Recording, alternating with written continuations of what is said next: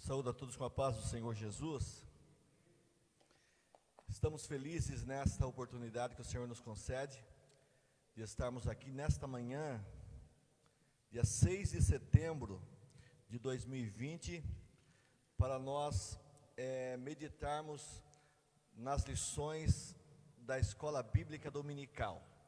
Nós tivemos um prejuízo esse ano, em decorrência dessa pandemia, que eu creio que, graças a Deus, já está se acabando, né, irmãos?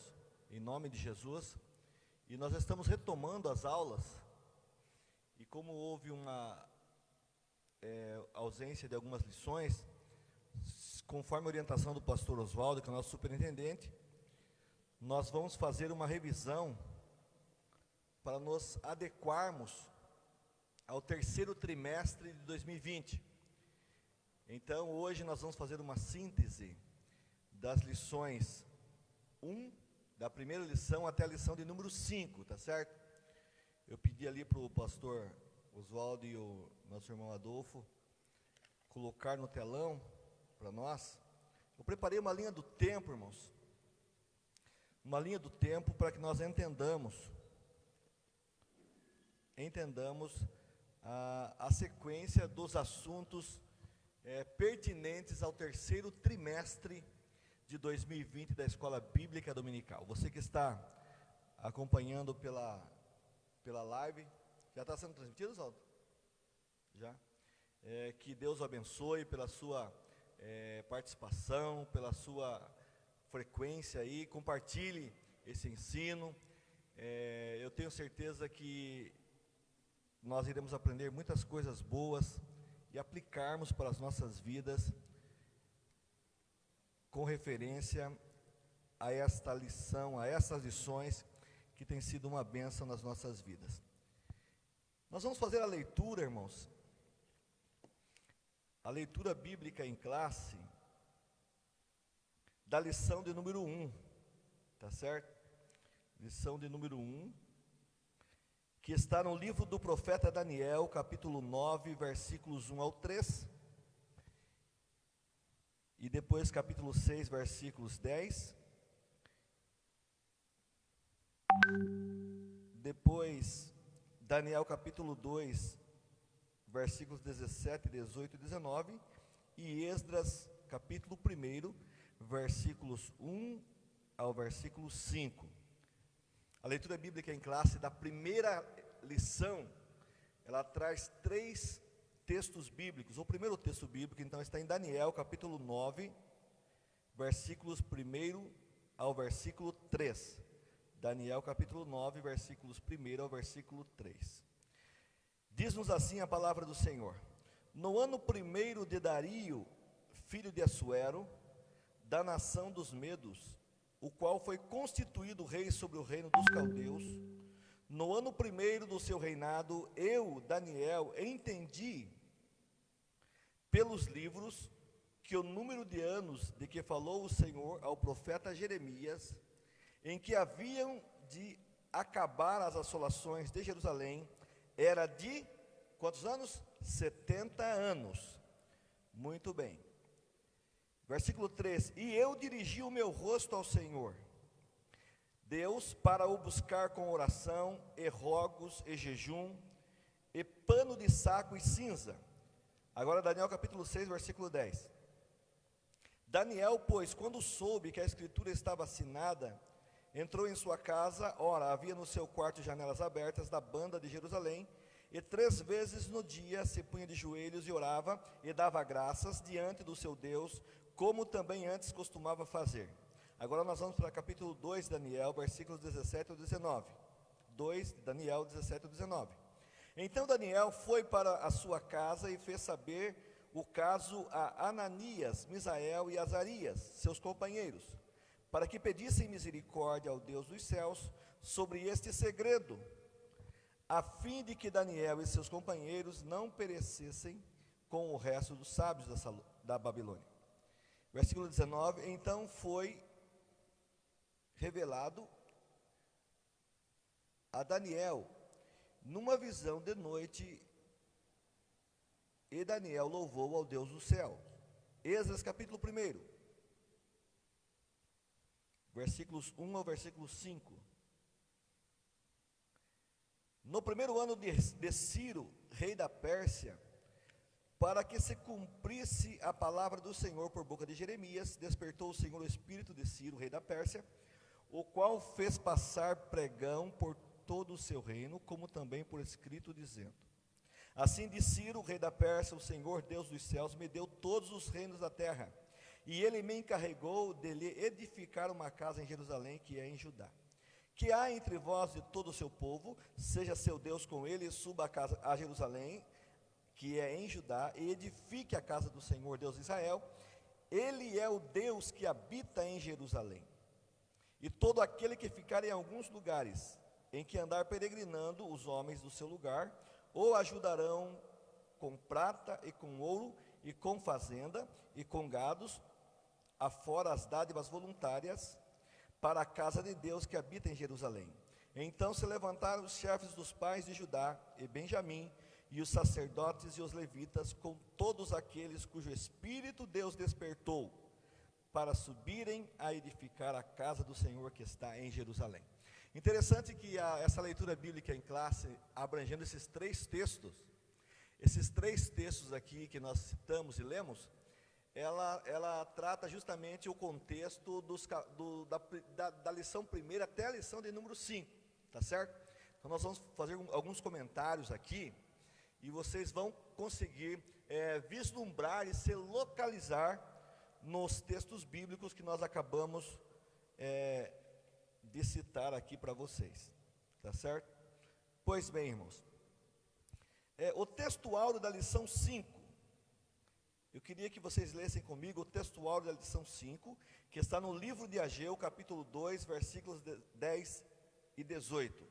Ageu, capítulo 2, versículos 10 e 18. Está projetando aqui os textos? Daqui a pouco? Tá certo. Então abram as suas Bíblias lá, por favor. Ageu, capítulo 2, versículos 10 e 18. Está na tela, beleza. É que faz falta lá, né? Ao 24º dia do mês 9, no segundo ano de Dario, veio a palavra do Senhor pelo ministério do profeta Ageu, dizendo: ponde, pois, eu vos digo, desde o dia em que se findou o templo do Senhor, ponde o vosso coração nestas coisas. Tá certo? Pois bem, irmãos, a verdade prática da lição, eu fiz uma miscelânea da lição primeira à lição 5, tá certo? Eu fiz uma frase, está aqui já não, o primeiro quadro da cronologia, da linha do tempo, não?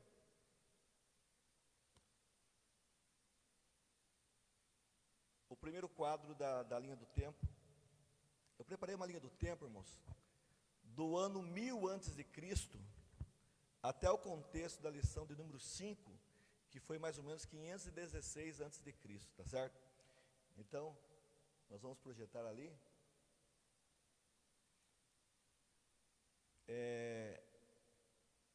A verdade prática é a seguinte: sob o poder de Deus,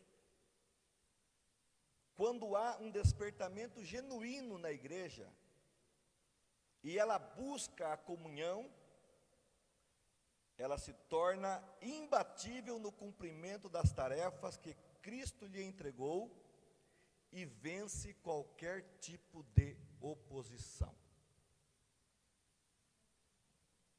Está pequena a letra. Sob o poder de Deus, quando há um despertamento genuíno, irmãos, na igreja, um despertamento originário de Deus, que a lição 2 trata desse despertamento. E esta igreja, ela busca a comunhão com Deus, ela renova o seu propósito com Deus, vem e busca o altar de Deus, se aproxima do altar de Deus, que é o assunto da lição 3. Pelos contextos aqui das lições, nós aprendemos que ela cumpre todos os seus propósitos, e não há qualquer oposição que pare o avanço desta igreja, tá certo?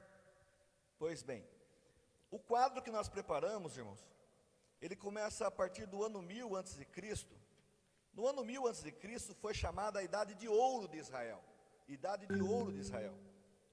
Por que idade de ouro? Foi o tempo em que Israel estava unida.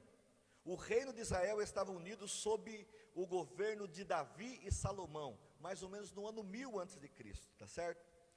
Tanto em poder como em riqueza, grandiosidade, abrangência geográfica, conquistas, foi justamente no ano 1000 antes de Cristo. Davi parte e fica Salomão como rei em seu lugar, Salomão seu filho. Durante o reinado de Salomão ainda perdurou essa chamada Idade Áurea, ou Idade de Ouro de Israel, porque continuou ainda toda a grandiosidade, tanto que foi justamente no reinado de Salomão que houve a construção do primeiro templo em Jerusalém, tá certo? Antes de Salomão, não havia templo em Jerusalém, havia apenas o tabernáculo, onde eles cultuavam a Deus, desde a época do Êxodo, né? Mas justamente no reinado de Salomão é que houve a construção do templo, tá certo? Mais ou menos no ano 960 a.C., ano 960 a.C., Salomão constrói o primeiro templo. Eu quero que vocês abram a Bíblia de vocês no primeiro livro dos Reis de Israel, no capítulo 6. Primeiro livro dos Reis de Israel,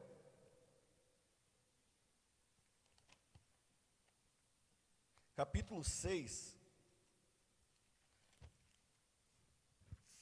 começa falando aqui, irmãos, sobre a construção do templo. Vamos ler só o versículo 1, para que vocês entendam.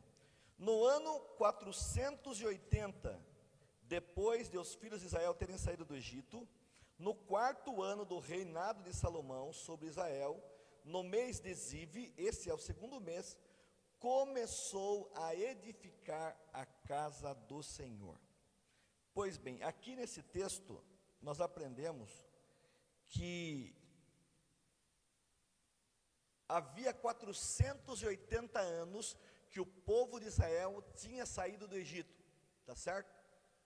Porque vocês se lembram lá em Êxodo 12, quando Deus chama Moisés e conclama o povo para a Páscoa, a Bíblia diz que ali Deus zerou o calendário e falou: esse será para vocês o primeiro ano, será para vocês o primeiro ano. Então, dessa saída do povo de Israel,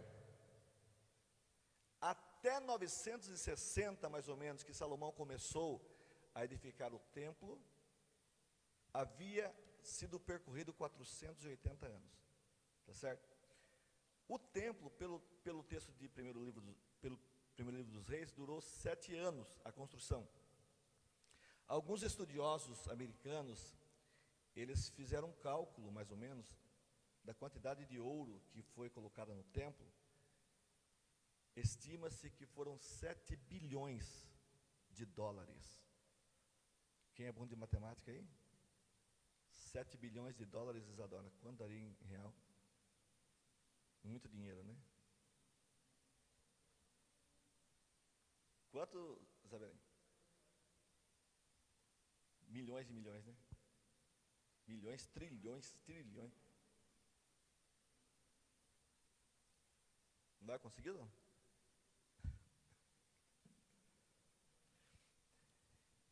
Então, irmãos, constrói-se o templo mais ou menos em 960, tá certo? 960. O templo, 390 milhões de reais, 392 milhões de reais, segundo o pastor ali, que fez uma conta. Mas é a conta que a gente se perde, a calculadora não alcança, você vai fazer no celular, não alcança os números às vezes. Mas para vocês terem uma ideia, a suntuosidade do templo, por que eu estou falando isso? Daqui a pouco vocês vão entender por quê. Por que você vai falar da suntuosidade do templo, do poder do ouro do templo? Daqui a pouco nós vamos entender. Pois bem, mais ou menos o tempo passa, esse templo de Salomão, ele serviu como centro de culto do povo de Israel por mais ou menos 400 anos, tá certo? 400 anos. Serviu como templo de culto para Israel. em Jerusalém. Salomão parte, morre. No ano 920, mais ou menos, ocorre a divisão do templo, divisão do reino de Israel. Oswaldo, será que seria possível puxar esse púlpito mais para trás um pouquinho? Alguém pode me ajudar aqui? Está batendo um sol bem no meu rosto aqui, tá?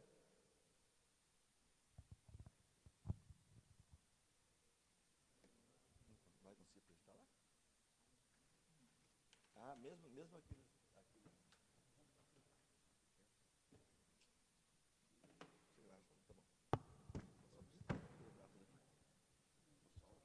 Esse sol também, mas tá bom, irmãos, tá bom, vamos lá. Na linha do tempo, então, 920 é a divisão do reino de Israel, tá certo? Divide-se o reino do norte e o reino do sul. O reino do norte, ele vai ter como capital Samaria, cujo rei foi Jeroboão, e o reino do sul, capital Jerusalém, e como rei Reoboão, ou Roboão, que foi o filho de Salomão, tá certo? Muito bem.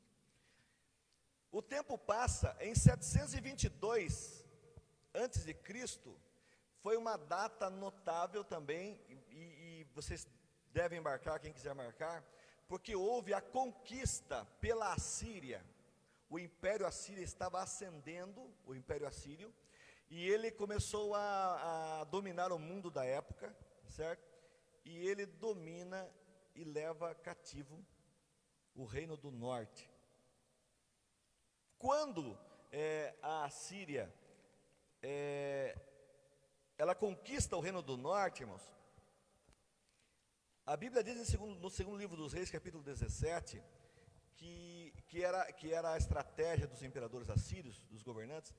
Eles traziam estrangeiros para a terra, traziam estrangeiros, e a Bíblia diz que eles trouxeram pessoas, os imperadores assírios ali, da Babilônia, de Cuta, de Ava, de Amate, de Sefarvaim, para que misturasse o povo, para que houvesse uma miscigenação da raça, para que o povo perdesse a identidade.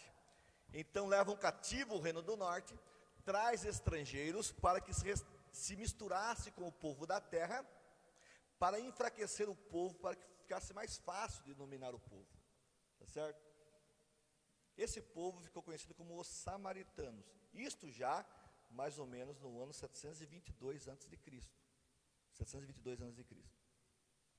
Passa-se o tempo, o Império Assírio vai entrando em declínio, e é dominado pelo Império Babilônico, a partir do ano 605 a.C., tá? Ano 605 a.C. A invasão babilônica no reino do sul, irmãos, ela teve três investidas.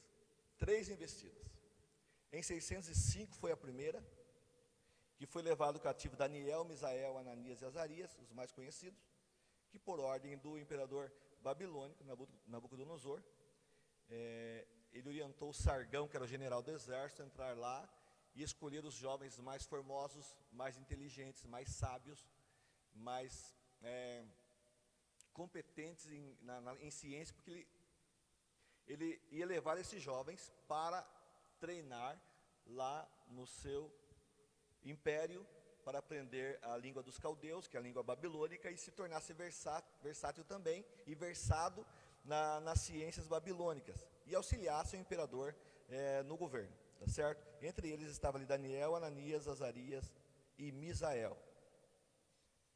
Essa foi a primeira investida. Em 597 foi a segunda investida do Império Babilônico sobre Jerusalém, que nessa investida o profeta famoso que foi levado cativo foi Ezequiel, tá certo? Ezequiel foi levado cativo nessa segunda deportação. Terceira deportação ou investida em Jerusalém foi em 586, foi a mais famosa, 586 a.C. Agora em 586, Jerusalém foi totalmente destruída, o templo foi queimado, as portas foram queimadas da cidade, os muros derrubados, houve uma assolação total da cidade de Jerusalém, Isso no ano 586, sob o reinado de Joaquim. Tá certo? O tempo passa, mais ou menos 70 anos, que foi a duração do Império Babilônico. 70 anos. E foi justamente a leitura que nós fizemos aqui, a primeira leitura de Daniel capítulo 9, que vai falar da primeira lição, que Daniel ora por um despertamento. É nesse contexto aqui que ocorre o ensino ministrado e que a nossa lição contém sobre a oração de Daniel. Por quê? O tempo estava passando. Os profetas da época, irmãos, não tinham essa conotação de evidência do futuro apenas, mas eles eram estudados. Eles estudavam história, geografia, estudavam todas as ciências. E quando Daniel foi consultar os escritos do profeta Jeremias, ele percebeu que estava dando o tempo em que Deus havia falado através do profeta Jeremias. Abram a Bíblia de vocês lá em Jeremias. Jeremias capítulo 25 e 12 e depois 29 e 10. Jeremias 25 e 12. Aqui está a importância, irmãos, de nós conhecermos a palavra de Deus. A importância de conhecermos a palavra de Deus. Por quê? Porque Jeremias, na categoria dos profetas,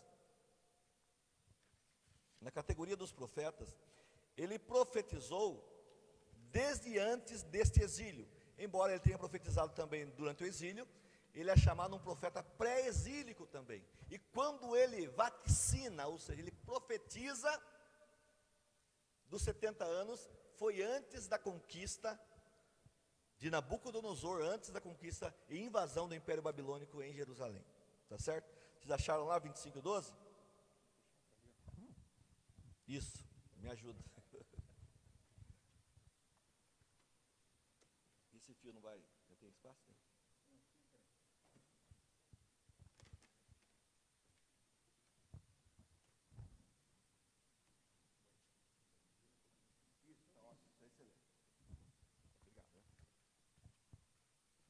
Melhorou bem. Só acertar a câmera agora. Só. Vocês estão acompanhando aí, irmãos?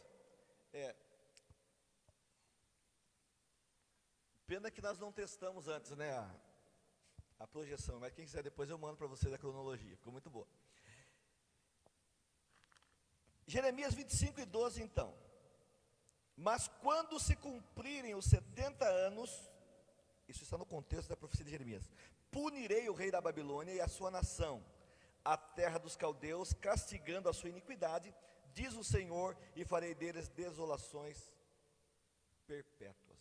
Deus estava falando para o povo: vocês vão ser escravizados, vocês não ouvirem minha palavra.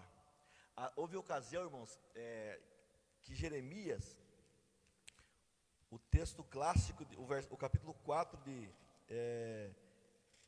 clássico de Jeremias, capítulo 18, né, que todo mundo conhece, que é do vaso e oleiro, quando Deus fala para Jeremias: levanta e vai à casa do oleiro e tal. Deus sempre avisou o povo que se o povo se afastasse da presença de Deus, seria cativo, seria escravizado. Isso não foi só nos dias de Jeremias. Se nós fôssemos fazer uma remissão aqui desde o Pentateuco, né? Lá no capítulo 15, mais ou menos, de Gênesis, Deus fala para Abraão: a minha aliança é contigo, só que o povo é desobediente.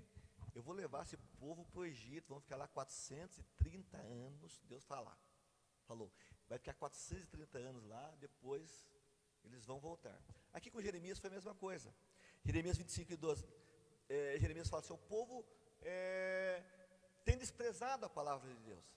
No capítulo 18 de Jeremias, ele ficou triste, ficou frustrado, porque ele pregava nas portas e ninguém dava a mínima. Ele ia na porta norte de Jerusalém, pregava, pastor, ninguém dava a mínima. Ia na porta sul, ninguém dava a mínima. As pessoas passavam com a sua cabeça empinada, com o seu queixo levantado, não davam a mínima para Jeremias. O que acontece? Daí Jeremias ficou frustrado. Aí a Bíblia fala: Jeremias, levanta, não fique nessa condição. e desce à casa do oleiro. E lá eu vou falar alguma coisa para você. Porque Jeremias ficava triste do povo não ouvir a palavra, como a gente fica triste hoje também às vezes, né? Quando aconselha um filho, uma filha, alguém da igreja, um jovem, né, pastor? O pastor traz um ensinamento. Essa mesma história de novo, esse mesmo ensinamento de novo. Paulo, quando escreve uma das suas cartas, ele diz o seguinte: eu não canso de repetir as mesmas coisas, que é para a segurança de vocês.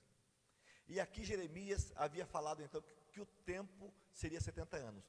Quando Daniel, que era um estudioso das escrituras, ele percebe que o tempo estava passando. Ele tinha sido levado mais ou menos lá no início da primeira investida em 605, tinha mais ou menos 15 anos. Já tinham se passado mais ou menos, Daniel tinha mais ou menos aqui uns 70 anos em diante. E ele vai fazer a pesquisa e percebe, está se cumprindo o tempo, está cumprindo o tempo que Deus falou através do profeta Jeremias. Vou orar a Deus, vou buscar um despertamento. Nós precisamos de uma solução. Tem que acabar essa assolação de Israel. E a Bíblia diz que ele ora a Deus. E eu falei outro texto também, Jeremias 29, 10. Que diz assim: assim diz o Senhor,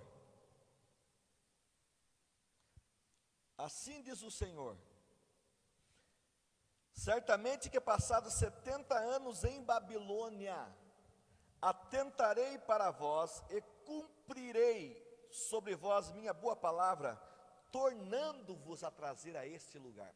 Esse texto é mais contundente, falando especificamente que a duração do cativeiro seria 70 anos, mas Deus iria cumprir sua palavra, trazer o povo de volta para Jerusalém. Pois bem, continuando.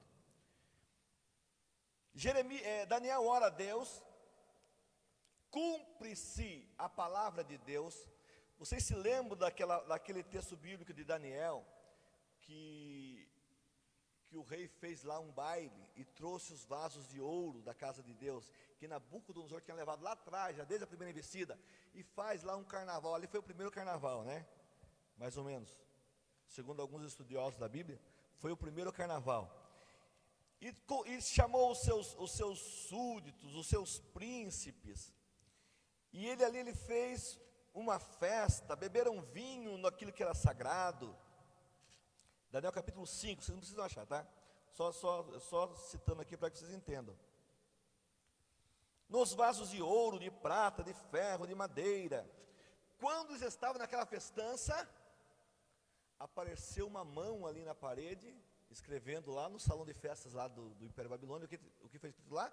Mene, Mene, Tekel, ou Pérez, ou Farzim. Ficaram todos amedrontados. A Bíblia diz que Belsazar, ele ficou perturbado, a perna tremeu, os joelhos começaram a bater uns nos outros, está na Bíblia, capítulo 5 de Daniel. Os sábios não conseguiam interpretar o que era. Aí a rainha mãe fala: não, tem um sábio aí, chamado Daniel, que nos diz o teu pai já. Ele deve estar velhinho, deve ter uns 90 anos mais ou menos, mas ele não serve temente a Deus. Olha de onde vem teu nome, Daniel, que lindo, né? Um servo temente a Deus, sábio, cheio da graça de Deus. A rainha mãe aconselha, Daniel é trazido na presença do rei e falou o seguinte: hoje é o último dia, esta é a última festa. E fez a tradução ali dizendo: contou Deus o teu reino e acabou. Pesado fostes em balança e achado em falta. Dividido foi o teu reino e dado aos medos e os persas. E a Bíblia diz que ainda que Belsazar tenha coroado Daniel de púrpura, de glórias e honra, naquela mesma noite foi morto Belsazar. E a Bíblia diz que Dario o Medo ocupou o reino com a idade de 62 anos. Muito bem. Aqui acaba o Império Babilônico depois de 70 anos. E começa a governar o império chamado Medo-Persa. Quando nós estudamos lá a estátua de Daniel, né, do sonho do rei Nabucodonosor, foi justamente esse sonho que o rei teve lá no capítulo 3, que Daniel deu a interpretação, porque a cabeça de ouro era o império babilônico, que era poderoso em extremo, poderosíssimo.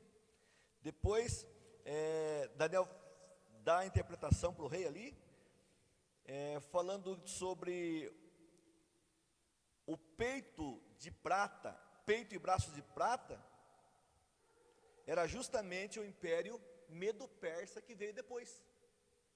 Estão acompanhando? Estou falando muito rápido.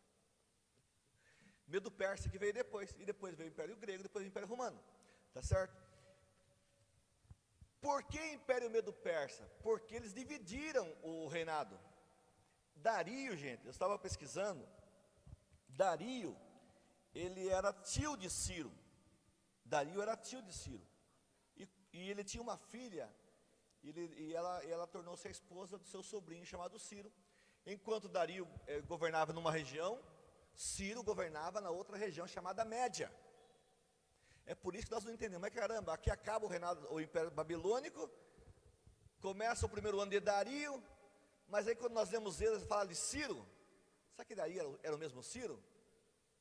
Não, Dario era tio de Ciro, tá certo? Só que Ciro reinou numa outra região, chamada a região da Média. E o que tem a ver com a lição? Tem tudo a ver. Porque aqui começa, gente, a lição de número 2, que o tema era despertamento espiritual, um milagre. Na lição número 1, Daniel orou por um despertamento. Na lição número 2, ele fala do despertamento espiritual, um milagre. E é justamente, a lição vai falar sobre a importância do despertamento para que a igreja cumpra os propósitos de Deus.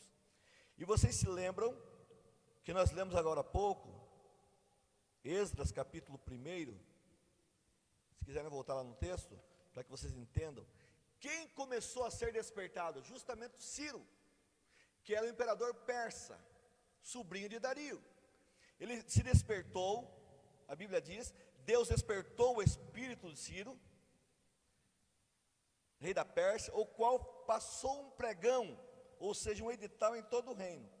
E aqui, meus amados irmãos, o ensino nos traz o seguinte: cumpridos os 70 anos do Império Babilônico, Ciro traz um edital e fala o seguinte: agora o povo de Jerusalém, os judeus, vocês podem voltar para Jerusalém, porque Ciro ficou sabendo das profecias também, dos profetas de Deus. Vocês podem voltar para Jerusalém e construir o templo que é tão sagrado para vocês. Vocês têm o meu aval. Eu vou fazer um edital aqui oficial, ou seja, foi uma lei que o próprio Ciro fez, um decreto-lei ali, uma lei, dando total condições para que o povo judeu voltasse para Jerusalém para construir o templo, tá certo? E não só isso, também onde vocês passarem, vocês podem ter acesso a tudo no reino, ouro, prata, bronze, madeira, vocês podem usufruir de tudo, porque vocês têm a minha autorização. O que eu acho interessante, fazendo uma aplicação para nós aqui hoje, é que às vezes, para que Deus cumpra os propósitos na vida da igreja, na nossa vida, Deus desperta um estrangeiro, um pagão. Porque Ciro, sabe o que ele fala? Ele era um pagão, eles eram politeístas, mas ele fala o seguinte, ó: assim diz Ciro, rei da Pérsia, o Senhor Deus dos céus me deu todos os reinos da terra e me encarregou de lhe edificar uma casa em Jerusalém. Ciro chama para si a responsabilidade, pastor, como escolhido de Deus. E se nós formos abrir a Bíblia Sagrada, irmãos, já estávamos esquecendo um texto interessantíssimo, mais ou menos uns 200 anos, 250 anos antes, Deus já tinha usado o profeta Isaías para falar que ia levantar Ciro. É por isso que Ciro fala assim: o Senhor Deus do céu me escolheu para edificar uma casa para ele em Jerusalém. Abram a Bíblia de vocês em Isaías capítulo 45, versículos 1 e 2. Aqui, irmãos, tem pano para manga para nós entendermos essa cronologia. Mas você percebe que tudo Deus cumpre nos mínimos detalhes para mostrar ao seu povo que Ele tem o controle de todo o mundo. Isaías 45, 1 e 2. Isaías foi um profeta pré-exílico. Quando você for ler um livro profético, você tenta se localizar, mas é com referência a qual exílio? Exílio babilônico. Esse profeta, ele profetizou antes do exílio, durante o exílio ou depois do exílio? Porque como Jeremias eu disse, ele profetizou antes e durante. Isaías foi pré-exílico, porque Isaías profetizou mais ou menos 700 anos antes de Cristo. E aqui a queda de Babilônia foi mais ou menos em 539, olha quantos anos tinham passado, né? Tá certo? Acharam Isaías 45? Olha como que Deus chama Ciro, gente. Assim diz o Senhor ao seu ungido, a Ciro, a quem tomo pela mão direita, para abater as nações diante de sua face, e descingir os lombos dos reis, para abrir diante dele as portas, e as portas não se fecharão. Eu irei adiante de ti. Olha esse texto famoso que nós conhecemos, né? Em primeira referência, Deus está falando para Ciro, sobre Ciro. Eu irei adiante de ti, endireitarei os caminhos tortos, quebrarei as portas de bronze, despedaçarei os ferrolhos de ferro, dar-te-ei os tesouros das trevas e as riquezas encobertas, para que possa saber que eu sou o Senhor, o Deus de Israel, que te chama pelo teu nome. Deus fala para Israel, fala, mas Deus escolhe Ciro, aqui 200 anos antes, já falando, o tempo vai passar, o povo vai ter que passar um apertado, vai ter que passar pelo cativeiro babilônico, para que entendam que eu sou o Deus deles, mas eu vou levantar um rei lá na frente.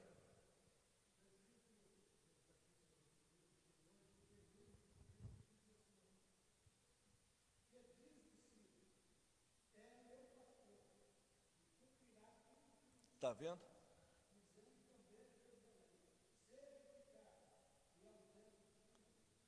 Boa observação do pastor aqui. Começa falando no capítulo 44 de Ciro, já aqui, ó. Ele é o meu pastor. Eu escolhi para que ele, porque ele tinha poder, gente. 200 e tantos anos. Entenda uma coisa, porque já aconteceu comigo. Se precisar Deus levantar uma pessoa com poder e autoridade, ainda que não sirva essa mesma fé, ainda que não seja um cristão, para nos abençoar, para cumprir o propósito de Deus na nossa vida, Deus vai fazer. Aconteceu comigo, no dia de uma promoção minha, que eu tive numa empresa, uma promoção muito alta, foi o dia justamente da demissão de alguém, que havia ironizado a minha fé cristã, no dia da minha entrevista para o emprego. É assim que Deus faz, coloca outro lá com autoridade, com poder, então fica tranquilo, como diz o Oswaldo, né, pastor Oswaldo? Vamos ficar na dependência de Deus, vamos ser corretos, honestos, probos nas nossas funções públicas, aqueles que são funcionários públicos, né? Aqueles que são empregados na empresa privada também, seja honesto, como diz a Bíblia, obedeça ao seu patrão, cumpra o seu horário, seja responsável, faça a diferença. Mas todo mundo não, você não é todo mundo. A maioria, cuidado com a maioria, porque todas as vezes que nós vemos a maioria na Bíblia, em muitos textos a maioria era descompromissada com o temor a Deus. Então, gente, aqui Deus levanta Ciro, ele fala, eu vou edificar a casa, eu sou escolhido. E o que eu acho muita atenção, aqueles vasos de ouro, de prata, que Nabucodonosor tinha tirado lá em 605 do templo, levado lá para o seu tesouro, e que Belsassar tinha bebido vinho com as suas mulheres e súditos e príncipes, que foi justamente o dia da derrocada do Império Babilônico, a ascensão do Medo-Persa. Todos esses vasos agora, Ciro reúne todos eles, Isadora, 5.400, e fala, e coloca na mão de Sesbazar, que era um dos príncipes também, que era parente de Zorobabel, que nós vamos ver hoje, e fala, vocês podem levar todos esses vasos de volta, porque aqui não é lugar desses vasos. Dá para sentir a presença de Deus, irmãos? Que Deus é fiel. Aquilo que foi consagrado, né, pastor, para Deus, como o pastor ministrou aqui uma vez já, alguns meses, no início do seu ministério aqui, sobre o que é consagrado, separado. Ciro pega aqueles 5.400 e fala, coloca, vocês levam lá, vocês vão edificar a casa de Deus novamente. E vocês vão usar esses utensílios para aquilo que eles foram consagrados. E eles reúnem isso e vão, e voltam para Jerusalém. Pois bem, neste cenário, aqui nós já estamos acabando a lição 2, já entrando para a lição 3. Nesse cenário, irmãos, mais ou menos que eram 536 antes de Cristo, aparece a figura de Zorobabel, que foi o primeiro governador de Israel. Zorobabel. O retorno, essa autorização de retorno do povo judeu para Jerusalém teve três fases. A primeira fase com Zorobabel, a segunda fase com Esdras e a terceira fase com Neemias. E que contexto que vai entrar Neemias aqui? Mais para frente, tá? Ninguém vai falar de Neemias hoje. Nas próximas lições vão ser falados sobre Neemias, porque foi mais ou menos 70, 90 anos depois, porque Neemias veio para reconstruir os muros. Aqui, a função específica da autorização do rei Ciro foi que se construísse o templo, tá certo? Pois bem, então surge Zorobabel, que foi o líder político. Zorobabel significa semente da Babilônia, porque possivelmente ele tenha nascido lá durante o cativeiro, mas ele tinha uma ascendência real. Quando nós abrimos a genealogia de Cristo, nós não vamos ver que não dá tempo, tanto de Mateus como de Lucas, Zorobabel está na genealogia, na ascendência de Jesus. Se vocês forem ler lá Mateus capítulo 1 e Lucas capítulo 3, na linhagem genealógica de Cristo, Zorobabel está lá. É justamente esse Zorobabel que foi o governador, o líder político nesse contexto da reconstrução do templo em Jerusalém, do chamado segundo templo de Jerusalém. Por quê? Porque o primeiro templo tinha sido destruído em 586 a.C. Amém? Há pessoas que vão pregar sobre Ana, né? Sobre Ana que sobe lá com seu esposo Eucana, Penina provocava e sobem ao templo, mas não tinha templo naquela época. É claro que é uma força de expressão, a gente entende, né? Mas não tinha templo naquela época, ainda era o tabernáculo, tá certo? Agora vocês que são alunos da escola dominical sabem, né, que não era o templo, não tinha o templo. Pois bem, surge então a figura do governador, que era o líder político Zorobabel, e Josué, que era o sumo sacerdote. Josué, irmãos, era filho de Josadaque, sumo sacerdote e líder espiritual. Quando nós lemos o capítulo 2 de Esdras, nós vamos ler aqui, nós não vamos ler, que aqui só fala da lista dos que voltaram. O total de pessoas que voltou, irmãos, para a construção do templo, foi mais ou menos 50 mil pessoas, com os servos e cantores. Se você for ver lá da congregação, tinha 42.360, aí tinha mais 7.337 servos e mais 200 cantores. Essas pessoas voltaram no intuito e no propósito de cumprirem a ordem de Ciro e também a ordem de Deus, que havia já falado muito antes, da reconstrução do templo, tá certo? Muito bem. Aqui nós começamos a lição de número 3. A lição de número 3 vai falar sobre o despertamento renova o altar. Porque justamente, quando eles voltam e começam a construção, a primeira coisa que eles constroem e levanta ali no lugar do templo é um altar a Deus. Tá certo? O que significa isso? Altares firmados significa comunhão com Deus, restauração da comunhão e intimidade com Deus. E a lição nos traz aqui algumas observações, que todos os despertamentos genuínos começaram com a renovação do altar. Se fôssemos falar sobre Elias, vocês vão se lembrar que Elias restaurou o altar antes de confrontar os profetas de Baal e Azera. Lembram do texto? Aqui também o povo de Israel, quando volta, eles começam a renovar o altar. E eu achei interessante, irmãos, que o comentarista da lição, ele fala o seguinte, que hoje em dia, existem muitos despertamentos, abre aspas e fecha aspas, não genuínos. Aparentemente despertamentos. E ele diz o seguinte: imitações, interpretações, atores treinados, às vezes não só nos púlpitos, mas também no templo, e tem pessoa que faz por imitação, que não é um avivamento genuíno.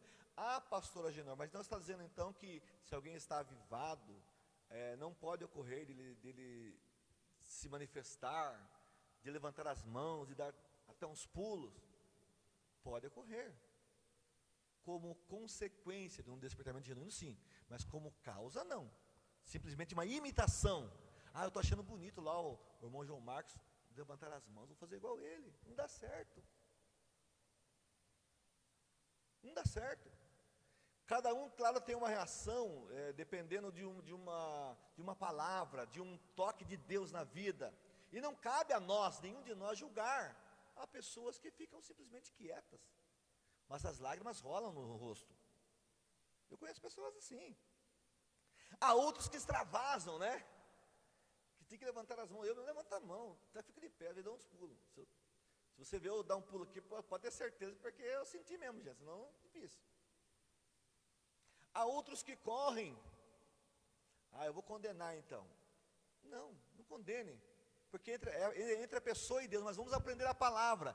Se houver uma reação, uma manifestação, que seja uma consequência do avivamento e despertamento genuíno, Adolfo. Porque um dia eu vi um moço correndo aqui, já testemunhei aqui uma vez, numa festa, num trabalho, e aí pessoas do meu lado no púlpito criticando: nossa, esse rapaz novo convertido aí, correndo na igreja aí, fazendo gestos, com a mão para cima e tal. Que loucura, até parece que eu estou caindo aqui. Então, na nossa linha racional, não cabe a nós julgar também. Só que interessante esse caso, Oswaldo, esse fato, que quando nós chegamos em casa, o meu sogro falou o seguinte: a Genor, sabe aquele rapaz que estava correndo na igreja lá? E umas pessoas ficavam até olhando meio de canto, outros no embalo também, né? Levantavam as mãos, mas outros também genuinamente se manifestavam.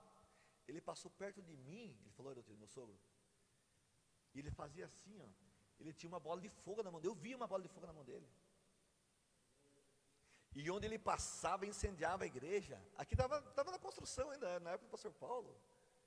Estava sem forros, aqui sem piso, sem nada. Então, irmãos, só que a advertência para nós é a seguinte: que seja genuíno, não avivamentos mecânicos. Está no contexto da lição 3, depois vocês baixem lá e vejam isso, tá? Especialistas, profissionais, cantores e pregadores. Aí quando estoura uma bomba, a pessoa pensa assim: puxa vida, eu gostava tanto desse cantor, dessa cantora, desse pastor, dessa pastora. Mas todos são falíveis, são suscetíveis a errarem. Mas você não pode colocar a tua fé e o teu avivamento, o teu despertamento nessas pessoas, mas na palavra de Deus, gente. Na palavra, é ela que vai dar segurança para nós. Aí eu vi uma publicação ontem do pastor Daniel Acioli, que já pregou aqui também, e ele faz um comentário interessante. Ele diz assim: que saudade das mensagens genuinamente bíblicas. Aí ele começa a citar alguns pregadores, né? E alguns já passaram por aqui. Mas mensagens, irmãos, bíblica mesmo. 1 hora de mensagem, às vezes 1h30 de mensagem. Teve um pastor que ele cita, que esqueci o nome dele, pregou uma vez nos Gideões. Ele pregou 3 horas de pregação,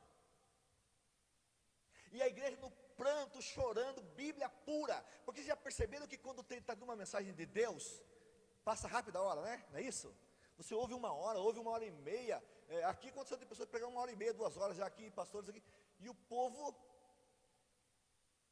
maravilhado. Eu lembro aqui, quando o pastor Benedito assumiu a igreja, tivemos uma festividade bem no começo, e o pastor Celário pregou aqui, lembra, pastor? No comecinho, eu acho que ele deve ter pregado umas 2 horas, mais ou menos.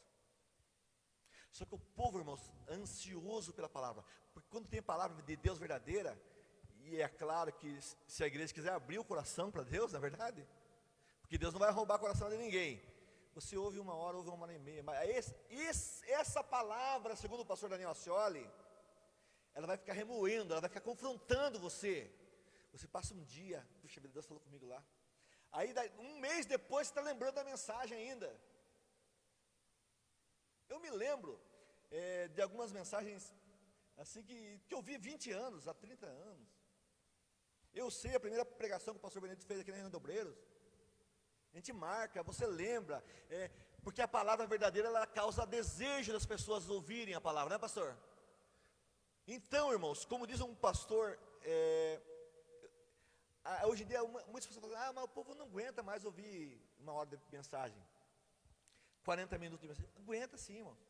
Se o povo estiver sedento pela palavra, Deus operar um despertamento e for uma mensagem bíblica pregada, o povo vai ouvir. Porque se não ouvir, vai acontecer como Israel. E aqui o comentarista fala o seguinte: falsos despertamentos comprometem o sadio desenvolvimento da igreja, da obra. Tem uma frase muito forte de um pastor que eu li há muito tempo atrás. Ele diz o seguinte: se Deus não nos tocarmos, Satanás vai tocar. Se a palavra de Deus não nos tocar, o entretenimento do mal vai nos tocar. Eu li faz muito tempo, estou quase pregando aqui já, né? Perceberam? Fiquei empolgado. Hoje de madrugada eu acordei e me lembrei dessa leitura, né, que o Espírito Santo me fez lembrar, pastor, no contexto dessa aula de hoje. Na Austrália tem um vegetal chamado nardo. Nardo, pode pesquisar lá, nardo. Nardu. É um vegetal que ele, se você tiver com muita fome, ele aparentemente sacia. Ele é bem, tem bastante água, assim, você pode comer bastante dele e você vai ter uma sensação de saciedade. Só que se você comer só aquilo lá, você vai morrer, porque ele engana as pessoas. Dá uma impressão que está saciado. Estão entendendo a minha analogia, né? Aparentemente está saciado, mas ele não tem poder nutritivo nenhum. E a morte vem. A pessoa pode comer aquilo, vai morrer comendo aquilo lá, sem fome, mas vai morrer. Pesquisem para vocês conferirem. Pois bem, gente, eu tenho mais 20 minutos nas horas. Vamos concluir aqui, indo para a conclusão. Não vou concluir já, né? Senão promete que eu concluir em 5 minutos. Não, 20 minutos. Então, nesse retorno tinha mais ou menos 50 mil pessoas. Aqui já estamos no contexto da lição 2, entrando no contexto 3. Edifica-se o altar, como eu estava falando. Esdras capítulo 3, quiseram ver o contexto aí, que foi a reconstrução do altar. Eles reconstroem o altar, irmãos, mas não do templo. Eles levantam altares para restabelecer a comunhão com Deus, entenderam? E começam até a celebrar festa, mas não tinha o templo ainda. E fazem a festa, a Bíblia de Esdras capítulo 3, eles celebram a festa dos tabernáculos, Esdras 3 e 4. Oferecem holocaustos diários. O que acontece? Aquele povo estava se organizando para começar a edificação do segundo templo. Certo? Começam a se organizar. Aí antes deles lançarem os alicerces, eles reúnem o dinheiro que Ciro tinha fornecido para eles, as cartas que Ciro tinha dado para eles. E daí, sob a liderança de Zorobabel, o governador, e também na orientação de Josué, o sumo sacerdote, eles foram nas regiões vizinhas, no estrangeiro, foram aos Sidônios, no Líbano, aos Tírios, para Jope, buscar material, para começar a construção do segundo templo, buscar material.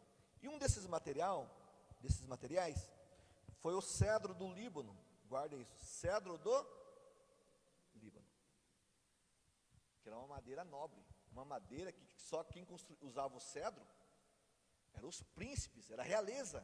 Quando ia construir a sua casa, eles usavam o cedro, pastor, para fazer os enfeites, os cômodos, os ornamentos da casa. Então agora, para a construção do templo, Esse povo designado faz uma caravana, vai lá para o Líbano buscar cedro, outro vai para outro lugar buscar pedra, outro vai para outro lugar trazer outros materiais. Passam-se mais ou menos uns 2 anos. Passam-se mais ou menos 2 anos. Para eles começarem efetivamente a construção dos alicerces do templo. Tá certo? Muito bem. Aí eles começam, passam-se os 2 anos, eles lançam os alicerces do templo. Quando eles lançam os alicerces do templo, eu estou lá em Êxodo capítulo 3, os sacerdotes que tinham vindo se paramentam com as vestes sacerdotais. Os cantores que tinham vindo, lembra dos cantores? 200 cantores tinham vindo, voltado, se preparam os louvores, ensaiam aos louvores.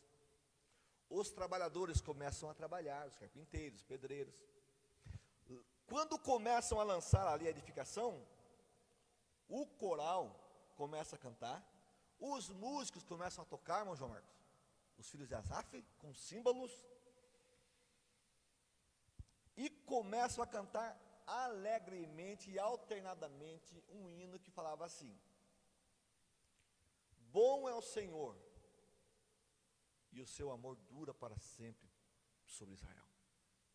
Bom é o Senhor, e o seu amor dura para sempre sobre Israel. Bom é o Senhor, e o seu amor dura para sempre sobre Israel. Porque ali estava o cumprimento de uma profecia. Ali estava iniciando um novo tempo para Israel, que agora, sob os cuidados de Deus, com o aval do rei, iriam começar a construção do templo. Quando eles começam a cantar, irmãos, e trabalhar, a Bíblia diz que foi um brado tão grande. Só que era interessante, havia o louvor, só que aqueles mais velhos, que tinham conhecido o primeiro templo na sua grandeza, eles choravam, Daniel. Não somente de tristeza, mas porque não tinha como não comparar. Não tinha como não comparar a grandiosidade, o esplendor do primeiro templo. Então os mais velhos choravam, um pouco de saudade, né? Mas os mais jovens choravam de alegria pela conquista. Os cantores cantavam, os sacerdotes ministravam com as suas vestes sacerdotais.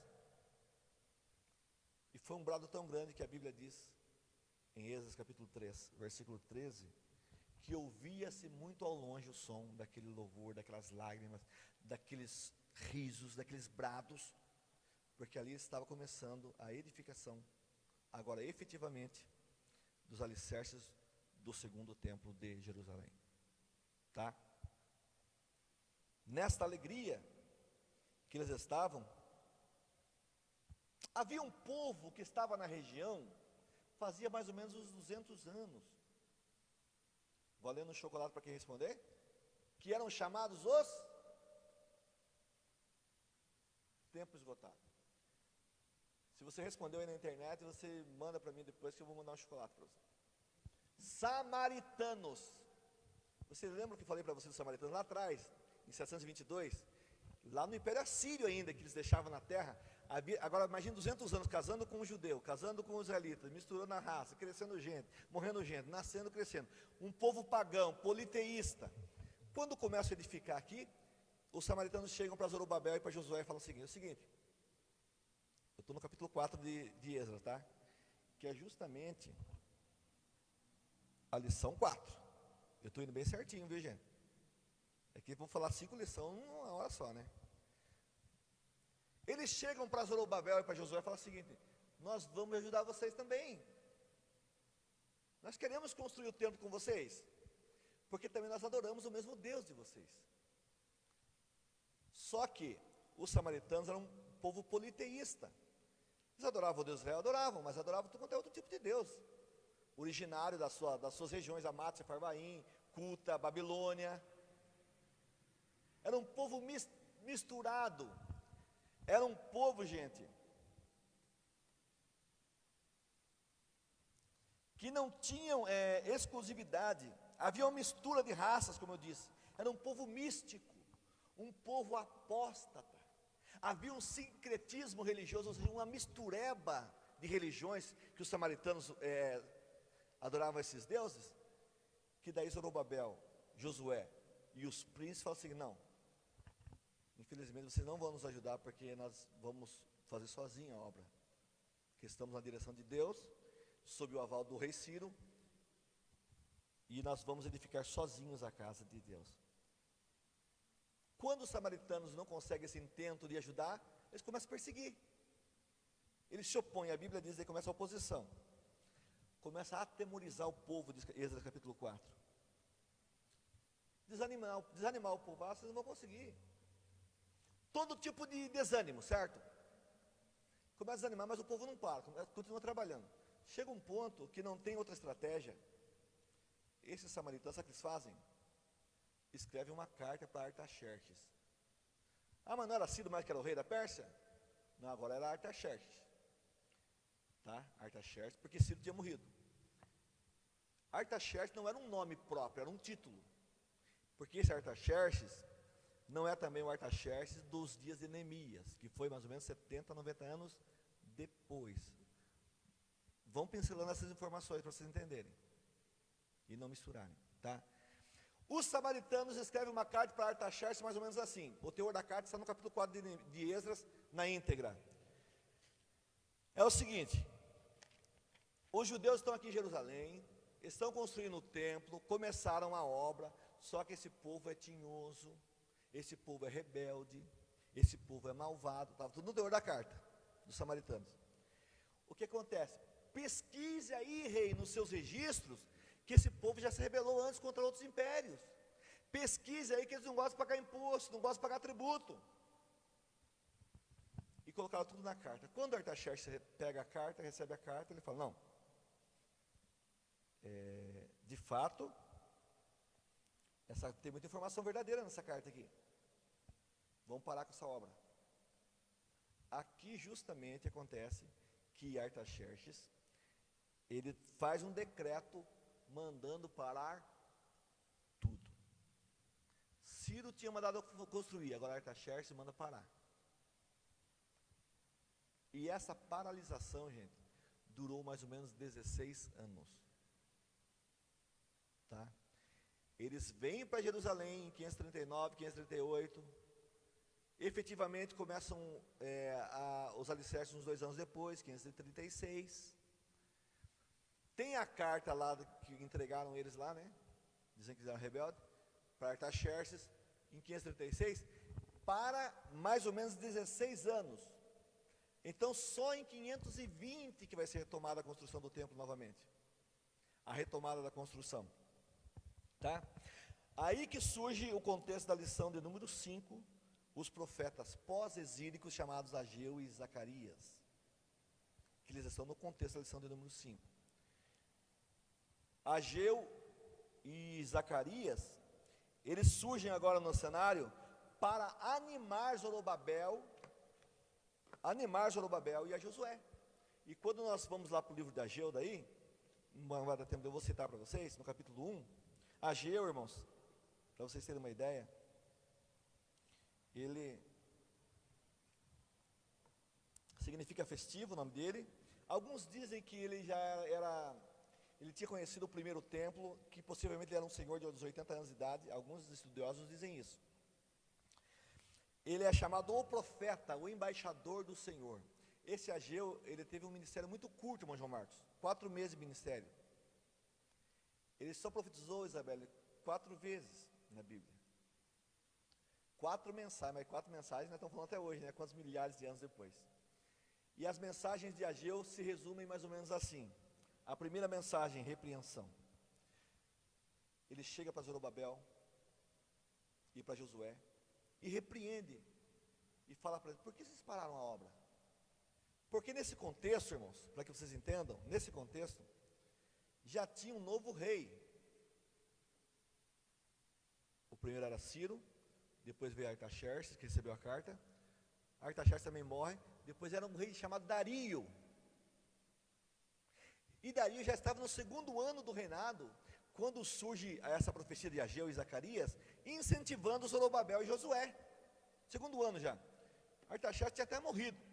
Aí, que Ageu chega e fala para Zorobabel: por que vocês estão desanimados? No capítulo 1, no segundo ano do rei Dario, no 6º mês. Assim diz o Senhor: o povo, gente, que tinha ido para construir, por causa dessa paralisação aí, tinha ido para construir o templo. Sabe o que eles fizeram? Começaram a construir suas próprias casas. Por isso que Ageu, aqui ele fala no capítulo 1, depois vocês leem, capítulo 1 de Ageu. Ageu fala para Zorobabel: o povo está falando aí que não é tempo de construir ainda. Que não é tempo. Deus não tinha que falar que era para construir. O povo está falando que não é tempo ainda, que está parado, está bom. Porque sempre tem gente sendo desanimado mesmo, né? Vamos esperar mais um pouco, vamos cuidar da nossa casa primeiro, vamos construir nossa casa. Aí Ageu traz uma séria advertência para Zorobabel e fala o seguinte: o povo está dizendo que não é tempo, eles estão fazendo casas próprias, luxuosas, e há quem diga, irmãos, aqui pelo contexto, vocês se lembram daquele cedro que eles foram lá no Líbano buscar para construir o templo? Eles estavam construindo as casas próprias, Adão. Estava lá parado meu material. Na cabeça das pessoas, falaram: irmão, está parada essa obra aí. Para não perder, né, esse material aí, vamos pegar para nós. E vamos construir. A corrupção lá atrás já, gente. Então a gente fica indignado com a corrupção hoje em dia, mas é coisa antiga, né? É coisa antiga. Pegando coisas da casa de Deus, que era para a casa de Deus, para construir suas próprias casas. E a expressão aqui que Ageu usa, fala assim: casas apaineladas, luxuosas. Mas aí o que acontece? Ageu anima a Zorobabel fica animado, Josué fica animado e retomam a obra, retomam a construção da obra, tá certo? Aí não teve mais oposição? Teve de novo. Aprenda uma coisa nessa manhã aqui, guarde uma coisa para vocês. Nunca vai faltar oposição para a tua vida, ainda mais se você quiser fazer alguma coisa para Deus. Ainda mais se você quiser ser correto, ser temente a Deus. Guarde isso. Sempre você vai ter um tipo de oposição. E quando eles retomam a obra, 16 anos depois, aí surgem alguns governadores da região lá, chamados Tatenai e Setar-Bozenai, que você vai ver lá em Êxodo capítulo 5. Chegam lá para eles, irmãos, e falam: o que vocês estão fazendo? Não tem uma ordem para parar essa obra? Vamos escrever uma carta para o rei também. Vamos entregar vocês para o rei. Quem que mandou vocês fazerem? Aí, só que nessa ocasião, Zorobabel e Josué e os príncipes falam o seguinte: não, nós tínhamos uma autorização lá de trás, já do rei Ciro. Artaxerxes parou, mas nós tínhamos uma autorização do primeiro rei. Vocês querem escrever para o rei Dario? Pode escrever, mas que ele consulte então lá na biblioteca dele lá, que tem essa lei. Aí esse Tatenai e Setar-Bozenai aqui, que eram governadores da Quem do rio, escrevem para Dario. Só que Dario, irmãos, ele vai consultar os registros e ele vê: não, de fato eu tenho aqui. Ele acha a carta de quem? Ele acha a lei lá de Ciro. Não, de fato Ciro deu autorização para eles construir o templo. Embora Artaxerxes tenha mandado parar, mas eles têm uma autorização primária lá de fazer o templo. E o que esse Dario faz agora? Não, tem que baixar um novo decreto aqui. E eu fico imaginando lá o Tatenai lá e o outro governador esperando: vamos baixar o decreto para parar de novo, né? Só que esse decreto, irmãos, Dario dá todo o aval para o povo retomar a construção. E fala assim: olha, podem fazer, podem terminar a obra. E o que eu acho mais lindo aqui, que ele fala para esses governadores que foram entregar lá ao povo, né? E vocês fiquem no lugar de vocês. Ou seja, não apareçam lá em Jerusalém. E mais um detalhe: os tributos que entraram no governo de vocês na região, vocês vão investir tudo lá na obra. Legal isso, né, Terde? A Bíblia, irmãos, é maravilhosa. Eu gosto da Bíblia por causa disso. A pessoa que tinha se levantado contra o povo de Deus, aí Deus usa o rei que tinha o poder para servir o seu povo daí. Vocês vão pegar o tributo, vão pegar azeite, vão pegar gado, vão investir lá. Vocês não vão lá, mas vão mandar todos os recursos para eles lá que precisarem. Bonito isso, né, João? porque se vocês não fizerem, quem se opor a esta obra agora, quem se opor a esta obra vai ser levantado, vai ser enforcado. Foi a ordem do rei, agora pronto, agora sai a obra, né? Também por mim se decreta, 6 e 11 de Esdras, para vocês não verem que não pensar que eu estou contando história aqui, né? Também por mim se decreta que se alguém alterar esse decreto, arranque-se uma viga da sua casa, e que seja levantado e pendurado nela, e da sua casa faça-se um monturo. Versículo 12: o Deus que fez habitar ali o seu nome, derrube a todos os reis e povos que estenderem a mão para alterar o decreto. Olha que interessante, Dario sendo usado por Deus aqui também, gente. E esse Dario não é também o Dario lá de Daniel, porque foi quantos anos depois? Muitos anos depois, não confunda.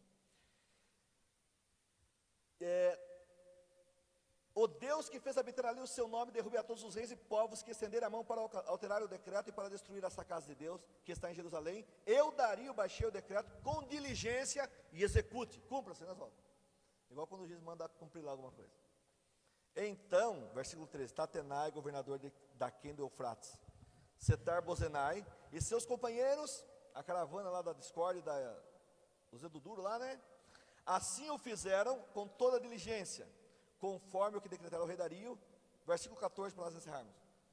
De modo que os anciãos dos judeus iam edificando e prosperando sob a pregação do profeta Ageu e de Zacarias, filho de Ido. Edificaram a casa e acabaram conforme o mandado do Deus Israel, conforme o decreto de Ciro, e de Dario, e de Artaxerxes, rei da Pérsia. Acabou-se esta casa no 3º dia do mês de Adar, no 6º ano do reinado do rei Dario, e ofereceram sacrifícios, e se dedicaram, e cantaram, e instalaram as turmas de sacerdotes para celebrar, e celebraram a Páscoa depois. Irmãos, então, aprenda uma coisa, nada revoga a palavra de Deus,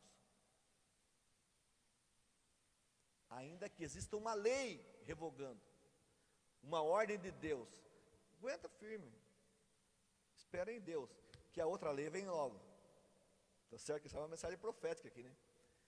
Não se abale, que a sua fé, que a nossa confiança esteja estruturada em Deus, na sua palavra, nas suas promessas, que nós possamos nos despertar para cumprir todos os propósitos de Deus para a nossa vida, para a sua obra, e que seja um despertamento genuíno, sabendo que em todas as etapas desse despertamento e de algo que formos fazer, haverá oposição de quem você menos espera, mas se nós estivermos na direção de Deus, Deus nos dará a vitória, a obra vai ser concluída, a festa vai ser celebrada, o nome de Deus vai ser glorificado, e nós vamos chegar com alegria. Só vou repetir para vocês a verdade prática das 5 lições agora, né? Para que vocês entendam agora a aplicação. Sob o poder de Deus, quando há um despertamento genuíno na igreja, e ela busca a comunhão com Deus, ela se torna imbatível no cumprimento das tarefas que Cristo lhe entregou, e vence qualquer tipo de oposição. Amém, irmãos? Que Deus abençoe vocês que vieram aqui nesta manhã, presencialmente, que Deus abençoe os nossos internautas que estão assistindo essa aula.